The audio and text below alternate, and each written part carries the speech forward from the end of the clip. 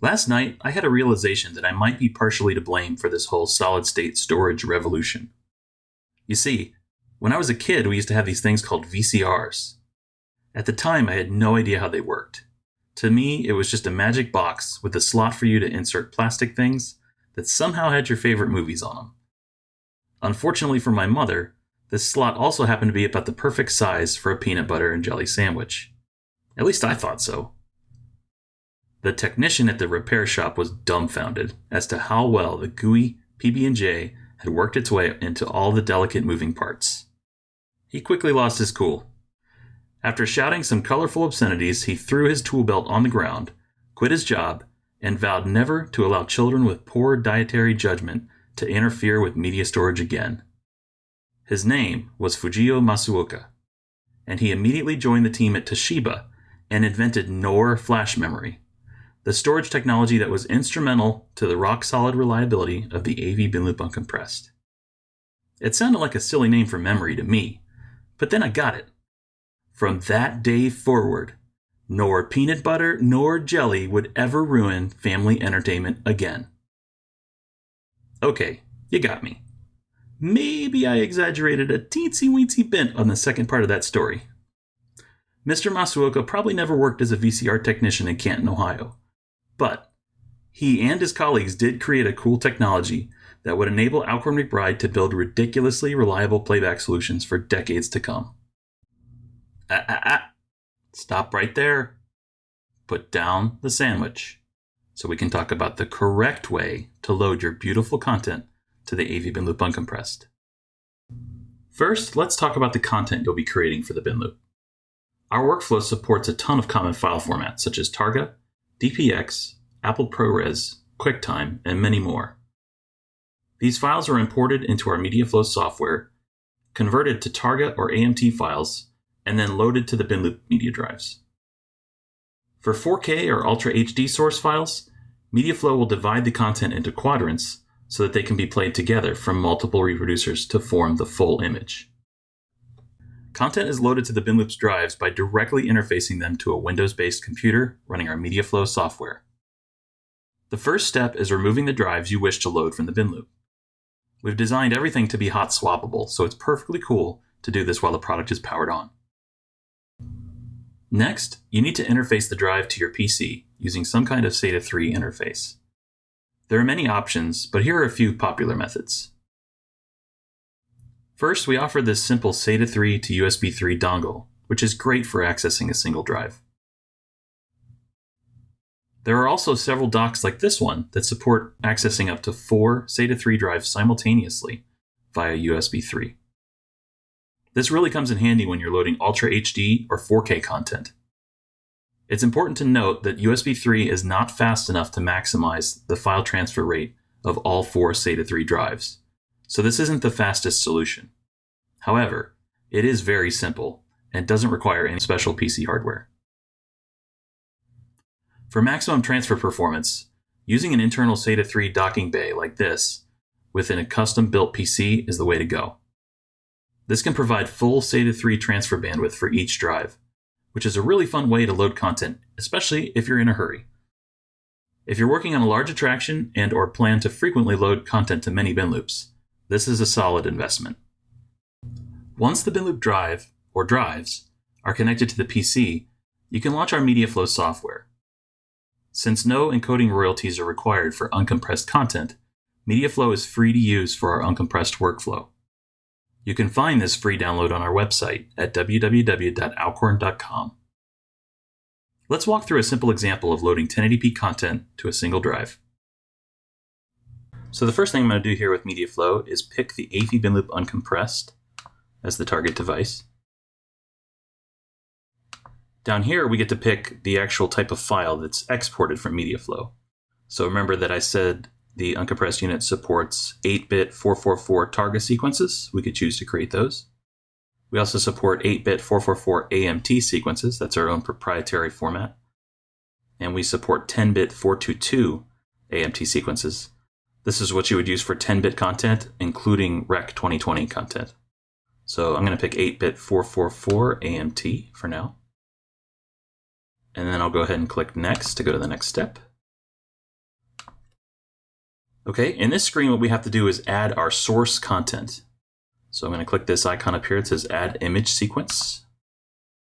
And I'm going to browse to a drive that has my source content on it right here. Okay, this is going to be a folder that contains target sequences. We won't see them in here, but they are in there.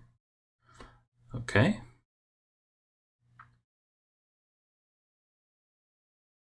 All right, there we go. Now, since I have the SSD connected already, Mediaflow's automatically sensed it, and it's going to, by default, load it to that drive with the name Wall of China 0001. So here, I can actually adjust what file number it is if I want to. And I can also adjust the name. Okay.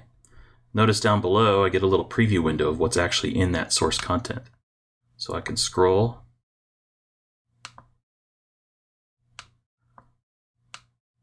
See what I'm dealing with here.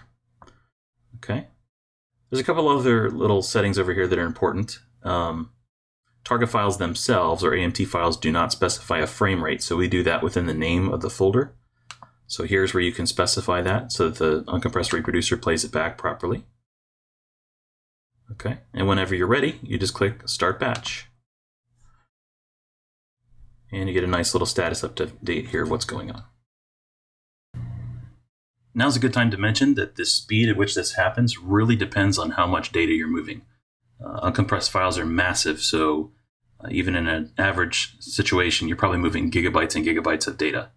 So the speed of your source drive, the speed of your destination interface, all of that's going to play a factor here. If it's going too slow for you, consider what I talked about earlier about USB 3 versus direct SATA interfaces, especially if you're moving large amounts of content. That's really going to save you a lot of time. Okay, it's wrapping up now. And the last thing it does is something called indexing, which is an analysis of the drive just for efficiency's sake when it comes to playback time. So now that we're complete, let's take a look at the drive and see what's on the drive. Okay, you can see here we've got a folder called Wall of China, F59, that specifies the frame rate, and this 0001 specifies this is clip 1. If we look at the contents of this, we'll see our AMT files here. Okay, and then the indexing I mentioned creates this little file right here. It's very important too. Okay, now that we're done, we can come down here and properly eject the drive. And we're ready to go. Loading Ultra HD or 4K content is basically the same process, only Mediaflow will automatically divide the content into quadrants and push it to the appropriate drives. The easiest way to do this is to connect all 4 of the destination drives to your computer, as I have done with this quad SSD dock.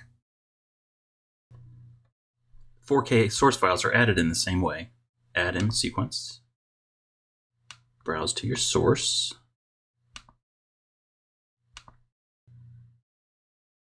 And here's where we notice a key difference. Since it needs to cut it up into 4 quadrants, it's automatically picking my first 4 SSD drives and setting the top left quadrant here, top right, bottom left, bottom right. You can do this one drive at a time, but it's easier to do it with all 4. Over here we can see that the resolution is 3840 by 2160. That's Ultra HD. And there's our frame rate. So all I have to do is start the batch, and it will load all 4 drives simultaneously. Piece of cake. Once you've finished loading your content, just reinsert the drives into the AV Binloop Uncompressed.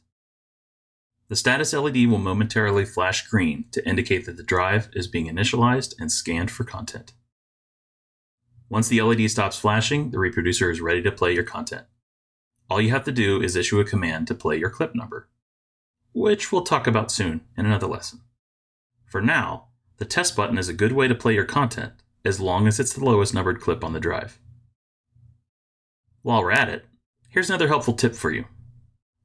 Whenever you're reloading a massive amount of content or working with the drive for the first time, it's probably a good idea to reformat the SSD. This can be done easily right within the bin loop.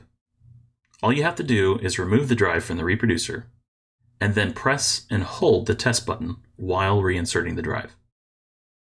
Once the status LED turns orange to indicate the format is in progress, you can let go of the test button. Once the LED goes off, the format is complete, and you've got a nice clean drive. Which reminds me, don't do this if you have stuff on the drive that you care about, because it will all go bye-bye. And with that, your bin loop is now locked and loaded with fresh new content. Hey, seriously? What is the matter with you? It is tempting though, right? Anyway, let's take 5, and I'll see you in the next lesson.